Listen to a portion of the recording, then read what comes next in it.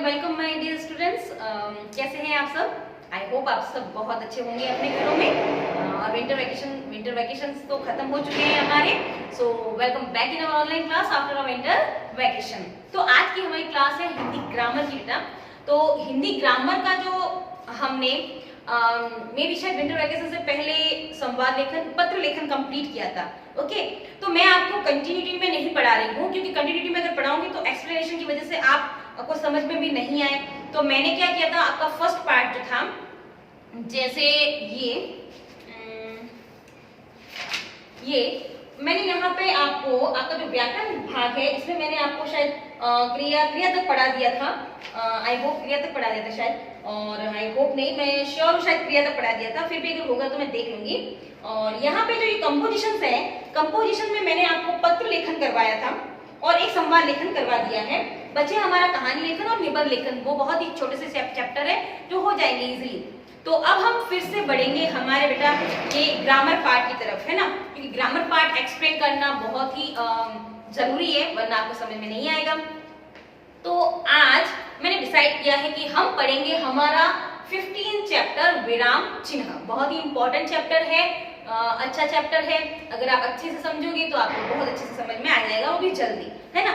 तो विराम चिन्ह आपने शायद अपनी 4th क्लास में भी पढ़ा होगा, प्रीवियस क्लास में भी, लेकिन उसमें इतने विराम चिन्ह आपने नहीं पढ़े होंगे। शायद में भी आपको नॉलेज होगा एक तो क्वेश्चन मार्क का, फुल स्टॉप का यानी पूर्ण विराम का, या अल्प विराम का यानी कि छोटी सी अल्प विराम लगता है, कॉमा लगती है, उसका आपको नॉलेज होगा। और ज्यादा नॉलेज नहीं होगा तो मैं कोशिश करूंगी आपको अच्छे से एक्सप्लेन करने की, और आई होप आप अच्छे से कोशिश करेंगे समझने की। तो चलिए शुरू करते हैं हमारा चैप्टर। ओके, तो सबसे पहले तो परिभाषा, जहां वाक्य की गति परिवर्तित होती है। देखिए कई बार क्या होता है, हम कंटिन्यू चैप्टर पढ़ते हैं, तो चैप्टर पढ़ते पढ़ते हम थक जाते हैं। तो हमको मीन्स बीच में थोड़ी बहुत सांस लेनी पड़ती है। तो वहां पर जहां पर हम हल्के सेकंड के लिए रुकते हैं, वहां पे हम लगाते हैं विराम चिन्ह, है ना। तो किस जगह किस सेंटेंस में किस तरह का चिन्ह लगाना पड़ता है वो आज हम इसी चैप्टर से पढ़ेंगे, है ना। कंटिन्यू हम बोल नहीं सकते, कंटिन्यू हम कुछ भी लिख नहीं सकते, हमको स्टॉप करने की जो है वो आवश्यकता पड़ती है। तो वहां पर हम विराम चिन्ह का प्रयोग करते हैं। तो चलिए शुरू करते हैं विराम चिन्ह। तो सबसे पहले ये डेफिनेशन तो आपको समझ में आ गई होगी। सबसे पहले कि जहां पर वाक्य की गति परिवर्तित होती है यानी चेंज होती है, थोड़ा सा रुकते हैं, वहां पर हम जो चिन्ह लगाते हैं वहां पर उसको विराम चिन्ह कहते हैं, या विराम चिन्ह की आवश्यकता पड़ती है। डेफिनेशन इसकी इंपॉर्टेंट नहीं है, इंपॉर्टेंट है सारे चिन्ह समझने। ठीक है, तो आप कॉन्सेंट्रेशन करना चिन्हों की तरफ। ठीक है, तो चलिए शुरू करते हैं। इसमें बेटा आपके बहुत सारे चिन्ह दे रखे हैं। आप अभी 5th क्लास में हो तो आपके लेवल के अकॉर्डिंग कम से कम यहाँ पर आपके चैप्टर में 13 विराम चिन्ह है। बहुत छोटे छोटे हैं, एक एक लाइन का ही है एक्सप्लेनेशन, तो अच्छे से देखिएगा। सबसे पहला आपका जो विराम चिन्ह है वो है फर्स्ट पूर्ण विराम। इसका चिन्ह होता है बेटा ऐसा, फुल स्टॉप, जिसको आप इंग्लिश में फुल स्टॉप कहते हो। तो ये जो चिन्ह है ये कहाँ लगाया जाता है, देखिए यहाँ से शुरू करेंगे हम कि पूर्ण विराम का प्रयोग विधिवाचक, निषेधवाचक, आज्ञावाचक, संदेहवाचक, संकेतवाचक वाक्य के समाप्त होने पर किया जाता है। यानी कि कोई भी सेंटेंस हो, आप इतना डीप नहीं जाइए, मैं सिर्फ एक्सप्लेन कर रही हूँ, आपको इतना ही समझना है कि कोई भी सेंटेंस हो, जब हमारा सेंटेंस पूरा कंप्लीट होता है तो लास्ट में हम लगाते हैं पूर्ण विराम। उस पूर्ण विराम का मतलब होता है कि हमारा सेंटेंस कंप्लीट हो चुका है। ओके, जैसे बड़ों का आदर करना चाहिए, sentence complete, then we will use a full stop, विराम चिन्ह, पूर्ण विराम चिन्ह बोलते हैं इसको। ओके, जिसका प्रयोग वाक्य के कंप्लीट होने पर किया जाता है। नाउ सेकंड है आपका अल्प विराम। अल्प विराम, इसका जो चिन्ह है बेटा ये है आपका ये, जिसको आप कॉमा भी बोलते हो ना, बहुत बार बोलते हो कि मैम यहाँ पे कॉमा आएगी, यहाँ पे कॉमा आएगी। तो ये कॉमा को हिंदी में क्या कहते हैं, अल्प विराम। अल्प का मतलब होता है छोटा, छोटा सा विराम। ये है पूर्ण विराम, पूर्ण का मतलब होता है पूरा विराम, यानी कि हमको पूरा स्टॉप होना है। और अल्प विराम का मतलब होता है छोटा सा विराम, यानी कि हमको थोड़ा रुकना है, वापस चलना भी है, यानी कि हमारा सेंटेंस आधा हुआ है, कंप्लीट नहीं हुआ है ना। तो लाइक एग्जाम्पल, मैं घर जाता हूँ, कॉमा, पहले खेलता हूँ, कॉमा, पढ़ता लिखता हूँ, कॉमा, फिर सो जाता हूँ, फुल स्टॉप। सो जाता हूँ फिर फुल स्टॉप, यानी कि फुल स्टॉप यानी कि सेंटेंस खत्म हो गया। लेकिन बीच बीच में कॉमा इसलिए आई है क्योंकि वहां पर हमको थोड़ा थोड़ा थोड़ा थोड़ा जो है वो रुकना पड़ रहा है। ओके, तो जहां पर हमको थोड़ा सा रुकना पड़ता है वहां पर हम अल्प विराम का प्रयोग करते हैं। देन नेक्स्ट है आपका अर्ध विराम। अर्ध विराम, और इसका जो चिन्ह है ये है आपका सेमीकोलन, लाइक ये है इसका चिन्ह, ये है आपका सेमीकोमा, मीन्स इससे भी छोटा है ना, ये अल्प विराम, और इससे भी छोटा जहां विराम मतलब हल्के से 1 सेकंड का रुकना पड़ता है वहां पे होता है आपका अर्ध विराम। लाइक एग्जांपल्स दे रखे हैं आपके, देखो, अब खूब परिश्रम करो, परीक्षा निकट है, ये इस तरह से है इसका, ठीक है, खूब पढ़ो परीक्षा निकट है, यानी कि सेंटेंस हम एक झटके में तो बोल ही सकते कि अब खूब परिश्रम करो परीक्षा निकट है, तो वो सुनने में भी अटपटा लगता है। तो व्याकरण की दृष्टि से हमें सेंटेंस कहां पर पूरा कंप्लीट नहीं बोलना पड़ता है, उसके बीच में रुकना आवश्यक होता है। तो हल्का सा जहां पर रुकना पड़ता है लाइक मिलीसेकंड के लिए, वहां पर हम यूज करते हैं अर्ध विराम, यानी इससे भी छोटा विराम जहां लगता है वहां पर आता है अर्ध विराम, यानी खूब परिश्रम करो परीक्षा निकट है। और भी एक एग्जांपल है, जैसे कि आलस्य मनुष्य का शत्रु है, इससे दूर रहो। देखो, आलस्य मनुष्य का शत्रु है, हम 1 सेकंड के लिए रुकते हैं, फिर हम आगे बढ़ते हैं। 1 सेकंड के लिए भी नहीं, मिस मिलीसेकंड के लिए भी रुकते हैं, तो भी वो क्या है, एक विराम तो होता है ना, तो ऐसे विराम की जगह हम लगाते हैं अर्ध विराम। नाउ फोर्थ, प्रश्न सूचक बहुत ही इजी है, आप सब जानते हो स्टार्टिंग से इसके बारे में। प्रश्न सूचक यानी कि क्वेश्चन मार्क, ये इस तरह से लगाते हैं, कहीं कहीं इस तरह से आता है, तो कैसे भी मीन्स क्वेश्चन मार्क, आप अच्छे से जानते हो क्वेश्चन मार्क को, जहां प्रश्न पूछे जाते हैं वहां प्रश्न सूचक चिन्ह का प्रयोग किया जाता है, यानी कि क्वेश्चन के लास्ट में हमेशा ये वाला चिन्ह लगाया जाता है। तो इसके बारे में ज्यादा पढ़ाने की जरूरत नहीं है, आप अच्छे से जानते हो, क्वेश्चन जहां लिखा हुआ आएगा पीछे ये वाला चिन्ह लगाना कंपल्सरी होता है। नाउ नेक्स्ट, विस्मय सूचक, ये बहुत इंपॉर्टेंट है, बहुत बहुत बहुत इंपॉर्टेंट है ये वाला विस्मय, इसको हम इंग्लिश में एक्सक्लेमेटरी साइन भी बोलते हैं। एक्सक्लेमेटरी के बारे में आपने पढ़ा भी होगा। इसका जो चिन्ह होता है वो होता है कुछ इस तरह से,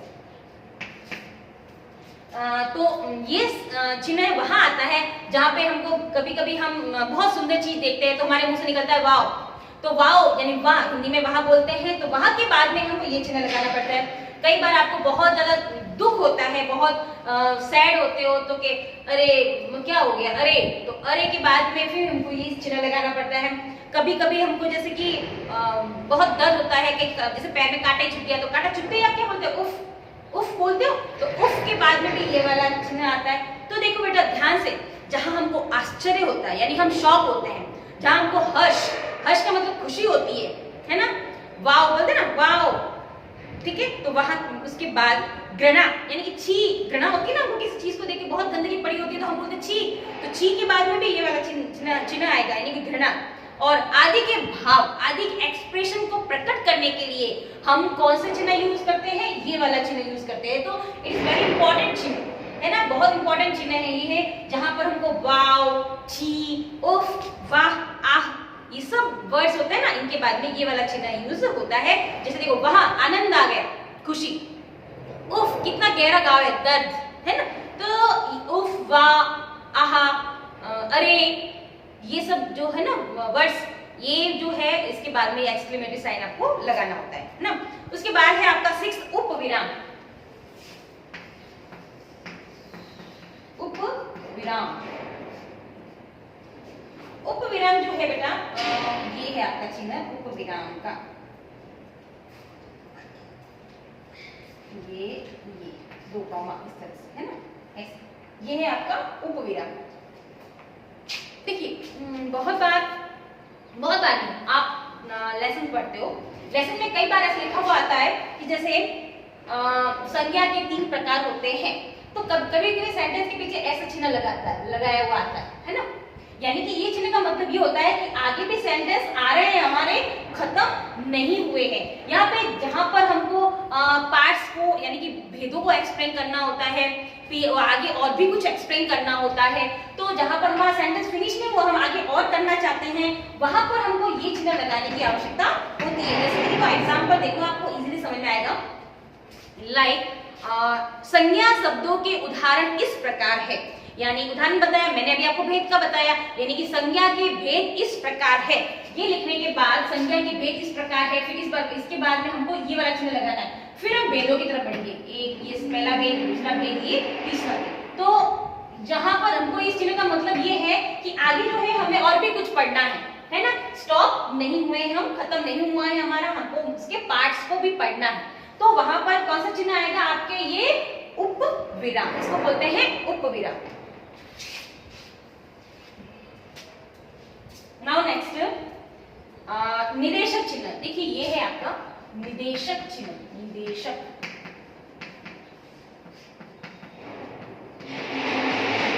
तो निदेशक चिन्ह डैश, इसका चिन्ह भी यही है, ये डैश, ये इसको हम इंग्लिश में डैश कहते हैं और हिंदी में क्या कहते हैं, निदेशक चिन्ह। देखो बेटा कितनी बार क्या होता है कि आपको इंग्लिश में वर्ड्स पता होता है लेकिन हिंदी में पता ही नहीं होता। तो ये जो डैश है बहुत बार बोलते हो डैश, तो डैश को हिंदी में क्या कहते हैं, निदेशक चिन्ह। डैश आप बहुत बार लगाते हो, लाइक संज्ञा के बहुत सारे भेद है, फिर ऐसे यानी निम्नलिखित प्रश्नों के उत्तर इस प्रकार है, तो आगे हम लगाएंगे डैश, है ना, इस तरह से। देखिए और एग्जांपल दिए हुए यहाँ पे कि जीवन में प्रगति के लिए आवश्यक है डैश धैर्य व अध्ययन। तो बहुत बार डैश लगा हुआ आता है, तो जीवन में प्रगति के लिए आवश्यक है डैश धैर्य व अध्ययन। लाइक सिकंदर डैश सेनापति चंद्रगुप्त बधाई है। चंद्रगुप्त किस बात पे याद रखते हो, ये क्या बताया गया मैं बताती हूँ आपको। आप हिंदी पढ़ते हो, हिंदी में कई बार आपके नाटक आते हैं नाटक, है ना, आते हैं ना नाटक। तो नाटक में पार्ट्स होते हैं, अलग अलग पार्ट्स होते हैं, पात्र होते हैं, है ना। तो पात्रों के आगे जैसे ही पात्र बोलता है, जैसे सेना बोल रही है, ये सेनापति बोल रहा है ना, ये राजा बोल रहा है।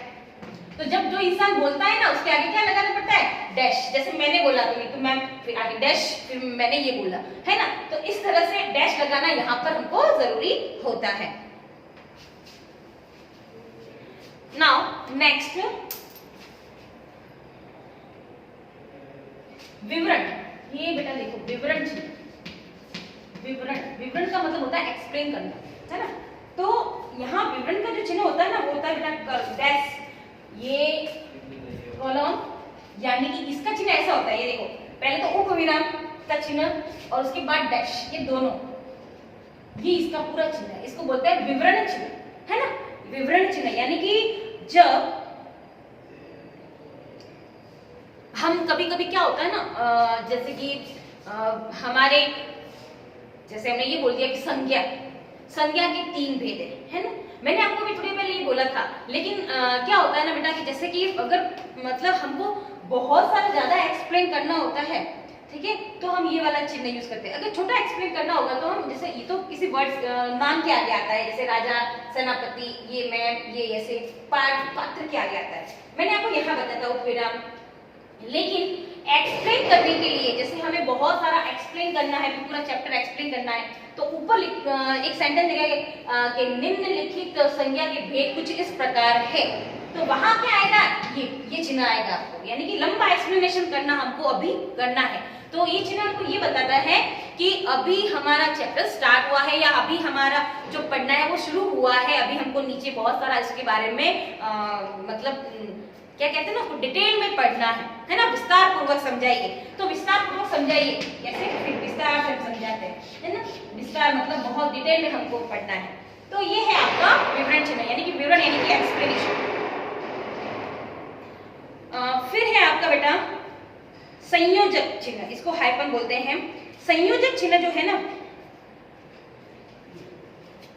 ये देखिए इसमें किसी चिन्ह में बेटा आपको बहुत ज्यादा कंफ्यूजन होने वाला है, लेकिन क्या होता है ना कि ये जो चिन्ह है ना कम ही यूज में आते हैं, ये संयोजक वाले, और फिर भी हमको पढ़ने तो है ही है संयोजक। ये देखो अब मैं बताती हूँ। अब आप बोलोगे कि मैम निदेशक चिन्ह भी ऐसा है, संयोजक चिन्ह भी ऐसा है, हम कैसे पता करें, है ना। देखिए अब डैश कहाँ लगता है, जैसे कि सेंटेंस हमारा ये हो गया कि जीवन में प्रगति के लिए आवश्यक है, फिर डैश धैर्य और अध्ययन, है ना। लेकिन ये संयोजक क्या होता है, संयोजक जो होता है ये एक छोटा सा डैश होता है, छोटा सा डैश जो 2 एक जैसे वर्डों को जोड़ता है, काला और काला, लाइक जैसा, कैसा। देखिए इससे बेटर मैं बताऊंगा। कई बार आपके एक जैसे वर्ड आते हैं हिंदी में जब आप पाठ पढ़ते हो, यानी कि जैसी करनी वैसी भरनी, लाइक काला गोरा, सफेद काला, ऐसे दो वर्ड ऐसे आते हैं जो जुड़े हुए होते हैं, और वो जुड़ते किससे हैं? वो जुड़ते हैं संयोजक से। संयोजक का मतलब ही होता है जुड़ना, यानी ऐसा चिन्ह जो दो वर्ड को जोड़ता है ना। दो वर्ड को जोड़ने वाला जो चिन्ह होता है वो होता है संयोजक। देखिए यहाँ पे भी आपके दिया हुआ एग्जाम्पल देखो, शब्दों के युग्म के बीच में जैसे काला काला, बीच में संयोजक चिन्ह आ गया। घर घर, यानी कि दो एक जैसे शब्दों को जोड़ने के लिए, है ना, किसका प्रयोग किया जाता है? संयोजक चिन्ह का, यानी कि छोटा डैश है ये एक तरह का, और दो एक जैसे शब्द, काला काला, घर घर, लाइक नाना नानी, देखो नाना नानी, ये छोटा बीच में आता है ना जो जोड़ता है, बस ये है आपका संयोजक चिन्ह। ठीक है, समझ में आ गया आपको? तो चलिए आगे बढ़ते हैं। अब 10th वाला आपका कौन सा है चिन्ह? 10th है आपका लाघव चिन्ह, संक्षेप चिन्ह या लाघव चिन्ह। देखो संक्षेप या लाघव, इसको संक्षेप या लाघव बोलते हैं। अब मैं आपको बताती हूँ, बहुत इजी है। इसका चिन्ह है ये राउंड, एक छोटा सा राउंड, है ना, यानी कि बड़े मीन्स बड़े फॉर्म को छोटे, बड़े क्या कहते हैं ना उसको, डिटेल को शॉर्ट में करना जो होता है ना, वहां पर हमको ये चिन्ह लगाना पड़ता है। यानी कि short word, you know short form, short form होती है ना, जैसे बड़ी को शॉर्ट फॉर्म में हम बोलते हैं ना, तो उसके लिए हमको ये लाघव चिन्ह लगाना पड़ेगा। जैसे देखो मैं बताती हूँ, हिंदी में बहुत बार जैसे लिखा हुआ आता है डॉक्टर, तो डॉक्टर को हम हिंदी में शॉर्ट फॉर्म में कैसे लिखेंगे? ऐसे, ये डॉक्टर है ना। पंडित, तो पंडित को हम ये इस तरह से भी लिखते हैं, पंडित, है ना, इसका मतलब पंडित, डॉक्टर, पंडित, है ना। और भी कुछ वर्ड्स है तो मैं दिखा देती हूँ आपको। हाँ, बस ये दो वर्ड्स दिए हुए, तो इस तरह से ज्यादा वर्ड्स नहीं आते इसके अंदर, कुछ फिक्स वर्ड्स होते हैं तो वही आते हैं, लाइक डॉक्टर और पंडित। ये तो कई बार क्या होता है ना, डिटेल में जो है वो नहीं होते होंगे, उसकी शॉर्ट फॉर्म यूज की जाती है। तो शॉर्ट फॉर्म बनाने के लिए हम क्या यूज करते हैं? लाघव चिन्ह। ओके, तो बहुत इजी है ये। तो नाउ 11 अवतरण, अवतरण या उद्धरण दोनों बोलते हैं इसको, अवतरण या उद्धरण। इसको बोलते हैं इंग्लिश में इन्वर्टेड कॉमा। इंग्लिश में ज्यादा इजीली समझ में आप समझ पाओगे क्योंकि पढ़ते आ रहे हो इन्वर्टेड कॉमा। इस देखो इन्वर्टेड कॉमा कैसे होती है? ऐसे, ये ऐसे होती है इन्वर्टेड कॉमा, और इस इन्वर्टेड कॉमा के बीच में क्या होता है? हमारा सेंटेंस होता है। ओके, तो देखो, जब वाक्य में किसी कथन का मूल रूप पुस्तक आदि से लिया जाए तो इस चिन्ह का प्रयोग करते हैं। जैसे तुलसी ने कहा है, पराधीन सपने हो सुख नाही। बहुत बार इन्वर्टेड कॉमा का यूज बहुत ज्यादा होता है। जैसे कि मैं आपको बता देती हूँ कि सुभाष चंद्र बोस ने कहा था। देखिए एक सेंटेंस है, मैंने आपको बोला कि जैसे सुभाष ने कहा था, सुभाष चंद्र बोस ने, मैं शॉर्ट में लिख रही हूँ, सुभाष ने कहा था। आगे फिर उसने जो कहा था ना, यानी कि थर्ड पर्सन जो बात करता है और उसकी बात को हम कहाँ लिखते हैं? इन्वर्टेड कॉमा में लिखते हैं कि तुम मुझे खून दो, मैं तुम्हें आजादी दूंगा। फुल नहीं लिख रही हूँ मैं यहाँ पे, तो ये इन्वर्टेड कॉमा क्लोज। ओके, तो बहुत इंपॉर्टेंट है ये चीज समझना कि थर्ड पर्सन की कही हुई बात को हम किस में लिखते हैं? इन्वर्टेड कॉमा में लिखते हैं। जैसे न तो मैंने बोला है, न आपने बोला है, किसने बोला है? थर्ड पर्सन ने बोला है, और मैं आपको बता रही हूँ। तो थर्ड पर्सन की बात को जब मैं आपको बता रही हूँ तो मैं उसमें कहाँ लिखूंगी? उसको इन्वर्टेड कॉमा के अंदर लिखूंगी। ठीक है, नाउ नेक्स्ट 12 जो है हमारा चिन्ह वो है कोष्ठक। बहुत इजी है कोष्ठक। कोष्ठक यही कर लेते हैं हम, ये आपका 12 कोष्ठक।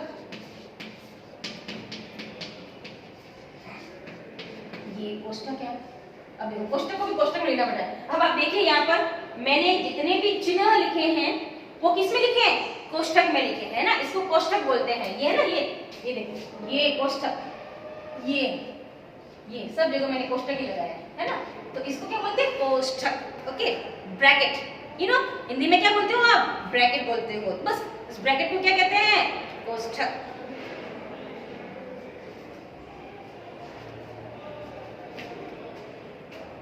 तो चलिए, ये आपको समझ में आ गया होगा। कोष्ठक तो बहुत इजी है, ब्रैकेट बोलते हैं जिसको। तो ब्रैकेट्स तो बहुत सारे, हर चीज को लिखने के लिए हमको ब्रैकेट्स बनाने पड़ते हैं, तो ये होते हैं ब्रैकेट्स यानी कि कोष्ठक। तो ये मैं आपको ज्यादा एक्सप्लेन नहीं करूंगी, बता दिया। देखो सब जगह कोष्ठक बनाया मैंने। ये देखो, किसी भी चीज को लिखने के लिए हम कोष्ठक का यूज करते हैं। और लास्ट में है अब त्रुटि। त्रुटि का मतलब होता है गलती। तो इस चिन्ह का नाम है त्रुटिपूरक, यानी कि अपनी गलती को सुधारने के लिए हमको क्या चिन्ह लगाना पड़ता है। देखिए बहुत बार इसका चिन्ह तो है ये